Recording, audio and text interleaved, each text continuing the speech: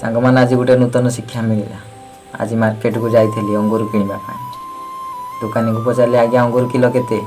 दुकानी कहले किलो 80 टंका। पाखे किसी छोट छोट गोटा दाना पड़ता। मु कहले एगुड़ाक दाम केते? दुकानी कहले पुओ किलो 30 टंका। मु कहले एते कम दाम एगुड़ाक सेटा कहीं अधिक? दुकानी कहले पुओ एगुड़ाक भी भल किंतु ता पेंठारू अलग हो जाए तो से यार दाम कम। सांग मैंने मुझे बुझीगली निज परिवार लोक मान अलग हो गले आमर भी मूल्य अधारू कम हो जाए। से निज परिवार एवं सांगसाथी मित्रों सहित जोड़ी हो रुहतु। सांग मैंने मु आज मार्केट जाई नथिले कि अंगूर किणवा पाई जाई नथिले। फेसबुक चलो चलो होम पेज रे बाहरी गला ये पोस्ट जी भी लिखी बहुत भल लिखी। भाविले आपण पाखे शेयर करदेवी। भल लगे लाइक कमेंट शेयर।